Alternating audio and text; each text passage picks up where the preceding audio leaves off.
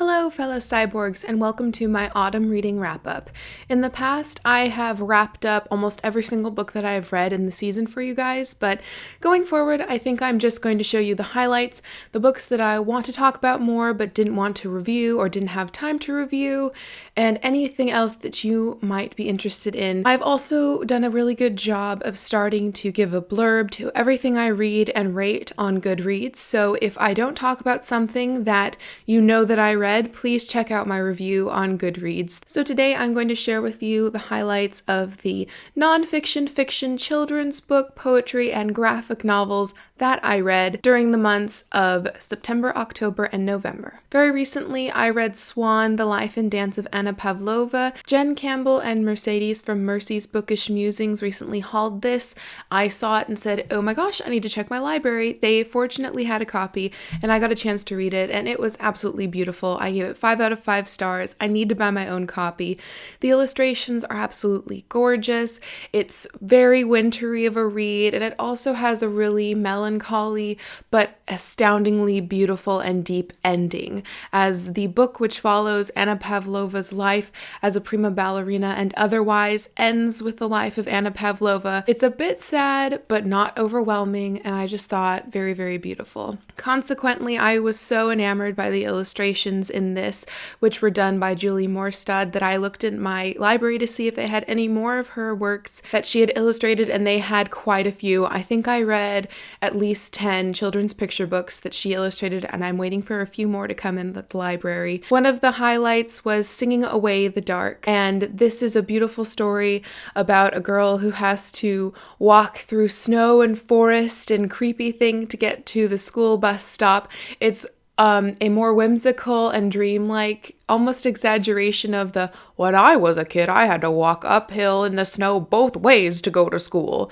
sort of tale you get from your grandparents or parents. It's very beautiful, beautifully illustrated, and a really sweet story, and I think I'm going to need to own a copy of that as well. Whilst I was perusing the children's book at my library catalog, looked for a couple more mermaid picture books, and I found one called Mermaid Dance, which I would have absolutely adored as a young person, and I adored anyway now as a slightly older young person I am today. The illustrations are absolutely beautiful. The premise of this story is that it's how the mermaids celebrate the summer solstice, and they're so beautiful. In essence, they eat adorable mermaid foods, and they decorate the driftwood with strings of shells and coral and sea urchins, and there are so many mermaids in this book, and that's one of the things that I really looked for and what lacked a lot in mermaid books when I was little, is that it would be about one mermaid and all of her friends would be like seahorses and clams and stuff. And I was just like, come on, more mermaids. There were mermaids galore in Mermaid Dance. So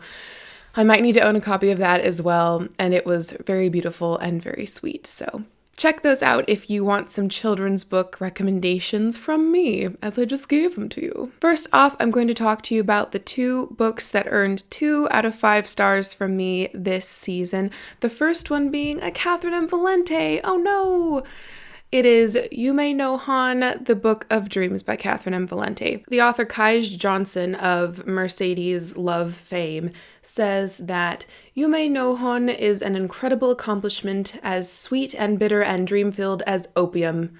So in essence, she's saying that this is like an opium dream, a fever dream, which is totally spot on. This whole thing is just like one big fever dream. It's about a woman who's living solitarily up in the mountain. And so I was thinking, oh cool, it'll be like Thoreau and some ruminations on solitude and stuff. Nope, it's a one big fever dream because she doesn't know who she is anymore. She's got like 3 different selves and she switches in between them, and she has a really vague manner of talking about things, and it was just a headache to understand what was happening. The language was beautifully put together, but not particularly beautiful, as there are a couple of metaphorical dreamlike rape scenes where she gets raped by the mountain and the river, and she also at one point disembowels her lover, but it was like a dream lover. I don't really know, but not my cup of tea. Not my cup of tea at all. I had to force myself to continue reading, but it's only like 150 pages, so I thought I need to get to the end and see if I was right at the beginning. I was. So I'm glad that I finished it. And there were a couple little vignettes in here, little chapters that were very beautiful for me to read, but there were a lot that I just felt nothing for or that really creeped me out. So yeah, the Book of Dreams was full of nightmares. The second 2-star read from me was The Lies of Loch Lamora by Scott Lynch. I know! C.A. Dubois was raving about this. Claire from Claire Quip Reads recently hauled this and wants to read it because everyone loves it, and I didn't. This is a good book, but it just wasn't for me. The world building is very crude and violent. There are no female characters you're rooting for. There are quite a few powerhouse female characters in this, but they're all side characters and hindrances to Loch Lamora and his gang. Too many people died. There was an instance of drowning in horse piss, which was just like, no. And then whilst this character is in the process of drowning in this barrel of horse piss, his rescuers are attacked by swimming giant spiders. No, no, no, no. No, no, no, no, no, no, no, no, no, no. The entire time I was reading this, could not help but compare it to Patrick Rothfuss's The Name of the Wind, which is a lot more elegant and less crude and more my cup of tea. So unfortunately, Loch Lamora became the bastard cousin, if you will, of Kvothe and Patrick Rothfuss's writing. So I don't think it was meant to be. We were just not set up to love each other, and that's okay. But if you like grittier, heist, holy crap, what's going on sort of stories in a second world Venice with alien glass sculptures from distant pasts, then you probably would get a kick out of this, but it just wasn't for me. Speaking of Patrick Rothfuss, I listened to The Slow Regard of Silent Things this fall. Patrick Rothfuss himself narrates this, and so I thought to myself, I could read the novella and pay $30 for a hardcover version of it, or Patrick Rothfuss could read me a bedtime story, so I chose the latter. It was very wonderful, completely different writing style to The Name of the Wind and The Wise Man's Fear, but so interesting, such an engaging look into Ori's persona and her thought process. She's this little broken thing, and Patrick Rothfuss in his afterwards said that he wrote this for all the people who believe themselves to be broken in the world, of which I am one of them. So it was really lovely to see a story, even novella length, that focused on someone like that, but found beauty in the way that they live, as well as sorrow and maybe a little bit of pity. And I really, really enjoyed it. I'm hoping to get a copy of the paperback at some point in the future and give it a reread, because it is kind of hard to follow, but it's not the story where you need every single detail in your brain. It's more just like, spend a week with Ori. And it was a lovely week indeed, though it took me more than a week to listen to that. But yeah, I'm so glad I finally got to that, and now I'm even more eager for the third book whenever it comes out eventually. I also read my first Jeanette Winterson this fall. I read The Stone Gods. I gave this 4 out of 5 stars because the writing was very, very beautiful, and there were sections in this that were just really engaging and fun. But I'm not really convinced about Jeanette Winterson yet, unfortunately. I think that this was more of a 3-star enjoyment read for me, but because the language was of such quality, I couldn't give it a 3-star. So I gave it a 4. It's really weird. I'm going to talk to you about how I rate my books in the future at some point, because, it's not a cut and dry thing, as I'm sure you all know. So I'm sure you know a bit about this, but the main thing is that this reminds me, I think, of what I know of the concept of Cloud Atlas, in that there are separate stories with kind of interconnecting characters almost, and they play with the similar themes. And this one starts out in the far future where humans have destroyed their planet and need to populate a new one, or find a new one to eventually populate. Yeah, so it was a really interesting read, and I'm glad I gave it a try. I think I need to reread this as well. So successful. Next is, I believe, the only 5-star book that I read in autumn. It's been a weird season, I tell you, but that is the Rabbitback Literature Society, written by Pasi Ilmari Janskalainen and translated by Lola M. Rogers. Rah! This is so good. I'm so excited to reread it. Okay, so this would be a perfect winter read because it takes place in Finland and it talks about it being cold and there being snow a lot, so you get a really chilly vibe in this. The whole premise of the Rabbitback Literature Society is that in Rabbitback, which is a village in Finland, there is a literature society run by Laura White, who is a author of children's books in Finland, the most famous author in Finland. And I don't know if that's true. I doubt it. And she's a bit of a mystery, and she has a literature society where she has in the past picked 9 young, bright pupils to groom into being wonderful authors, and they have all ended up being very successful writers. But everyone's known that the Rabbitback Literature Society has 10 members, or will have 10 members. So the entire community is set about trying to get Laura White to find this 10th member. So the high school has a folder for Laura White that anyone who's writing maybe shows promise she can look at.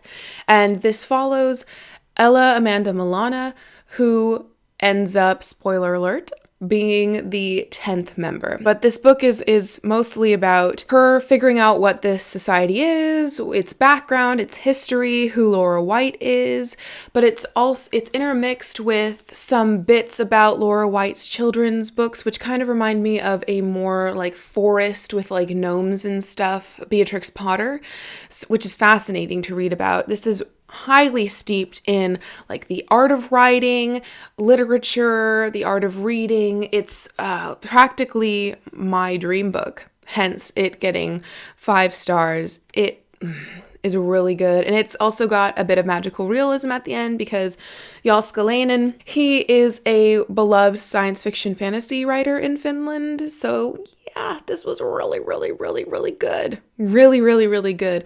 Also, Books and Things on her blog did a review of this, a spoiler-free review, which I really enjoyed. So I will link her blog down below. You should check out her YouTube channel as well because she's a delight. Her passion about Dickens is going to make me read a Dickens in the new year, I reckon, probably. So anyway, the Rabbitback Literature Society, give it a go, please. It's awesome. I also got to The Guest Cat by Takashi Hireide, translated by Eric Selland. This is a really short book about this dude who is a dude, really. I think it's semi-autobiographical, which unfortunately I think kind of means that Hireide didn't really put a lot of effort into the world building, the character building, because he knew all of them in real life. So I did find this lacking. I think I gave it 3 stars. It wasn't a bad read, but it definitely disappointed me from what I wanted it to be. It was a lot shallower than I was hoping, and I don't really know what the point of it was. So The Guest Cat, there you go. Next, I read 4 Margaret Atwood works in the fall. In Other Worlds was the highest rated one. I gave this 4 out of 5 stars. It is a collection of transcribed lectures Margaret Atwood did about science fiction, utopias, dystopias, etc. Also, it has some literary reviews and not criticism, but reviews about different works of science fiction. So Gulliver's Travels, The Island of Dr. Moreau, those were also really fascinating. And then at the very back are a couple short stories with science fiction themes that she's written. I really enjoyed this. She seems to be a really brilliant woman, brilliant academic, scholar, what have you. I didn't really enjoy the short stories all that much in it, unfortunately, but this was a fascinating read, and I look forward to reading more nonfiction by Margaret Atwood. Then I picked up Good Bones, a collection of short stories by Margaret Atwood. I gave this 3 out of 5 stars. It was super short. The stories in themselves are very short. They're ridiculously large font and spaced, and this collection is only 47 pages long. So I think I read this in 2 hours. There were some short stories in here that I enjoyed. I thought were doing something interesting. For instance, there was one called Poppy's Three Variations, where it takes the very famous Remembrance Day poem in Canada in Flanders Fields, and it takes the lyrics and she writes 3 different stories in it that use those lyrics in order. So that was really fascinating. The other ones that I really liked were Gertrude Talks Back, which is the story of Hamlet told from Gertrude's perspective, practically, Alien Territory, Hardball, Death Scenes, Dance of Lepers, and Good Bones. But as I'm looking at these titles, I couldn't tell you what they're about, really, unfortunately. So I was majorly disappointed by this, even though I did give it 3 stars. It merited 3 stars, but I was hoping to give it more, so Good Bones. And then I also read Stone Mattress, which is Margaret Atwood's most recent collection of short stories. And I read this because it was on a list of wintry books that I thought I'd give a try. And yes, there were a couple short stories in here that had winter or Arctic sort of themes, but I think there were only 2 out of 9 or 11. I forget how many stories. The stories were a lot longer in these than they were in Good Bones, but I didn't particularly like any of them a bunch. I gave this 3 out of 5 stars as well because it did merit 3. I did like it, but I was still monstrously disappointed by it. And also, I realized that one of the things I'm kind of uncomfortable with as far as Margaret Atwood's writing is she seems to write female characters. She writes a lot of them, but somehow they seem to be through a male gaze, which is really odd to read. Just for some reason, whenever I'm reading Margaret Atwood, I don't particularly feel like a woman has written this, even though she's writing a lot, I'm going to say even most of her books have like female protagonists. They're the main character. But for some reason, I don't know about Margaret Atwood. I don't know. I have The Robber Bride to read still, and I'm hoping to also reread The Handmaid's Tale in the new year, but I don't know if Margaret Atwood and I are gonna really get along, except for her nonfiction and also her poetry, but we'll get to that later. Finally, I read yet another short story collection, also Canadian. This is Daydreams of Angels by Heather O'Neill. This was shortlisted for the Scotiabank Giller Prize. It did not win, however, and I'm not disappointed because I gave this 3 out of 5 stars as well. Another disappointed 3 out of 5 stars. So with a lot of these short stories, they have fairy tale elements, magical realism. A lot of them take place in Montreal, so that's like an extra bonus if you happen to live there. But a lot of them I just thought didn't go quite far enough. They were just a little hollow feeling or just not like whimsical or beautiful enough. So I wasn't a super fan. Halfway through, I kind of could have just put it down and not picked up the rest of the stories. I did end up finishing it though.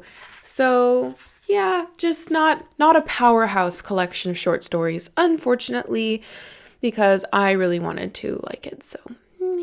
Next, I read quite a few spooky reads for Halloween, but I'm going to talk to you about 3 of them. I got to The Dumb House by John Burnside. I gave this 4 out of 5 stars, mostly because of the same reason that I gave The Stone Gods by Jeanette Winterson 4 out of 5 stars. I didn't particularly like the narrative. I didn't really find it that compelling. However, the language was really beautiful in a lot of respects. There's this one passage toward the front where he talks about Jenny Greenteeth, who is this kind of like swamp mermaid with gross like bitey teeth, and she'll suck you into her like bog river or something like that. And she actually is a character in one of the Skullduggery Pleasant books, and that passage was really beautiful and also reminded me of Skullduggery Pleasant, so I found it really lovely. For me, this didn't live up to the hype. I'm glad that I gave it a go, or else I'd constantly be having a morbid curiosity about it. And I do want to reread it because there were some really interesting psychology things going on. It's like some really interesting like Oedipus complex stuff happening. But yeah, it was just not quite as beautifully written as it needed to be to compel me to want to know more about the story and the characters. I just kept reading because it was short and there were some beautiful language, and because Jen Campbell loved it, and I thought I will give this a complete go for Jen. So yeah, The Dumb House. I don't think I'll be picking up any more Burnside, but I am certainly glad that I read this, and I did highlight or underline quite a few passages in here, so not a waste of time. I finished The Graveyard Book by Neil Gaiman, and I gave this 4 out of 5 stars as well. This is the second most successful Neil Gaiman book that I have read. Neverwhere is my favorite of his, but this one I really enjoyed rather than was super disappointed by. The chapter, Dance Macabre, almost made me cry. I really enjoyed this. It's about Bod, who lives in a graveyard, but you also get to explore the goblin realm, and you get to learn about his mythology of werewolves. There are assassins. It's a really neat twist at the end, my goodness. And you also get to talk about witches who were buried in the potter's fields outside of the bounds of the graveyard that weren't holy ground, because a witch couldn't be buried in holy ground. So yeah, I really enjoyed this. I will probably reread it next Halloween. It was really good. I also got to Demon Road by Derek Landy, and I gave this 3 out of 5 stars, I believe. It is a lot more grown up than the Skullduggery Pleasant series, a lot more violent. Any time where things could get creepier or bloodier, they did. And I'm not super in love with any of the characters. However, I am going to be picking up the second one just to see where it goes. So the gist of this is that Amber's parents are trying to kill her, and she has to go on the run.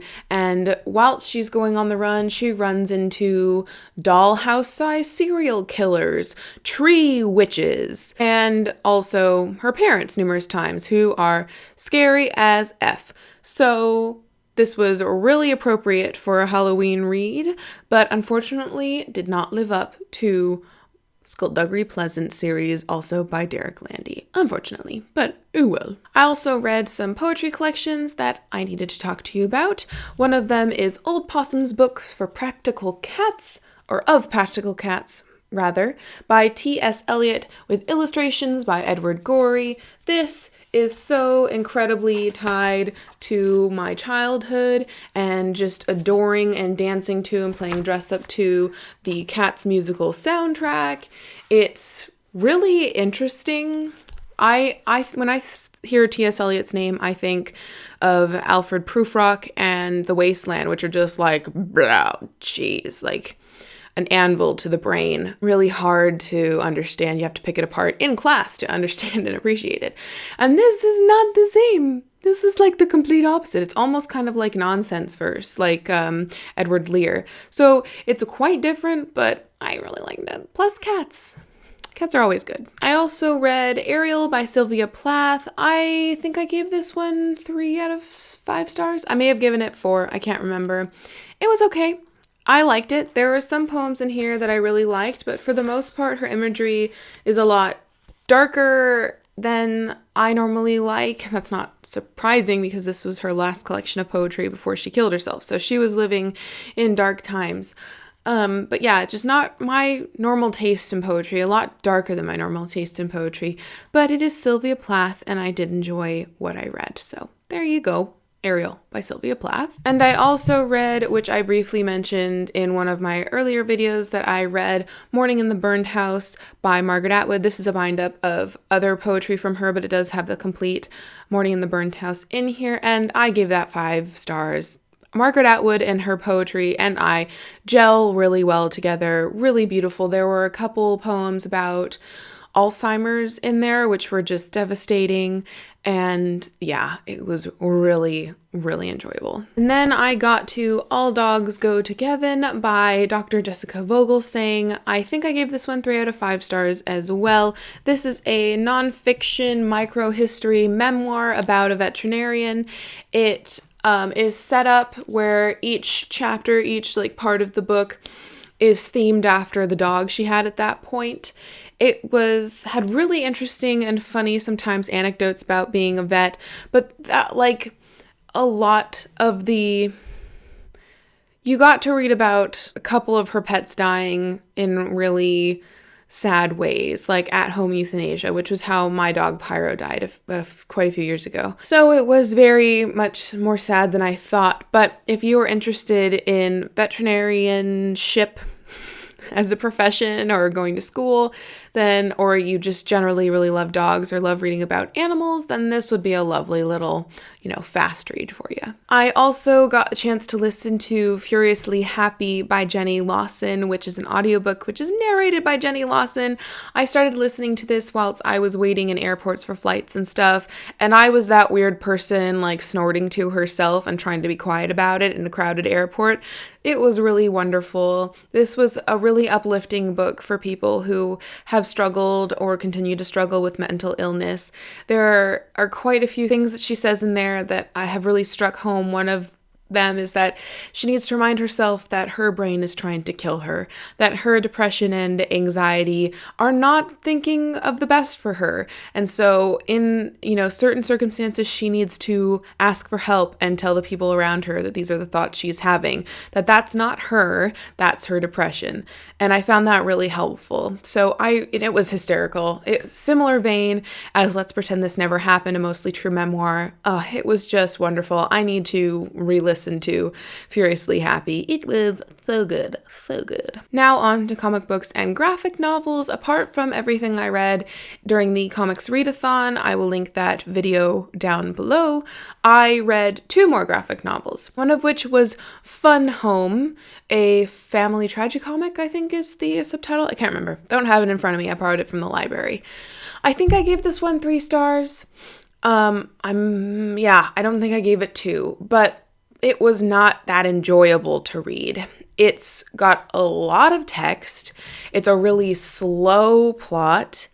And I think it's the sort of graphic novel. It's a memoir by the author and illustrator about practically, really about her dad and also her life. And so I think it was the sort of project, it was definitely a project of love. It was incredibly intricate. It took me forever to read. I can't imagine how long it took for her to create. But I think it was one of those projects that she did for herself primarily, not because there was necessarily a really great, compelling story to tell, but because it was a story that she needed to get out of her system, and I completely respect that, but consequently, I wasn't as affected by it as she probably was affected by it herself. So if you want to give it a go, I wouldn't say don't, but I was a bit disappointed, unfortunately. And finally, I picked up Through the Woods by Emily Carroll. This was really good. I gave it 4 out of 5 stars. I might need to own it because the illustrations are just so bone-chilling at some points. I read it twice as when I checked it out from the library. And the reason I didn't give it 5 stars is because some of the stories were too short or not explained enough. I'm a bit thick sometimes, and I need things to really be made clear. And the subtle allusions to the horrors that was going on, I was like, am I reading this right? Is this what happened? Or no, I don't know. So yeah, I couldn't give it 5 stars, but there were some pages in there. Some of the illustrations were just so good. Such a wonderful use of color and shading. Oh my gosh, I was really impressed. So anything else that Emily Carroll comes out with, I will probably pick up from my library. And like I said, I may need to own that one because it was pretty darn creepy and perfect to read before Halloween, which is what I did, so it worked out. So there you go. That was my autumn reading. I had a couple pinpoints of clarity, of knowing my mind, but a lot of the books that I read were good, but didn't really leave an impression on my brain or soul, so that was a little disappointing, but I have high hopes for the winter season coming up. I'm already reading some really good stuff, and I've got other things in mind, so anyway, sometimes you read a lot of 4-star books and somehow that's a disappointment. I don't know. Thank you for watching this extended long video. I hope it wasn't too boring. It was kind of exhausting talking about all of those books. I forget how tiring these wrap-ups can be, but anyway, I hope you enjoyed it. I hope that your autumn reading was wonderful. Please leave me in the comments down below the highlights of your autumn reading. What did you hate? What did you love? I would love to hear that from you. And until next time, continue to be lovely.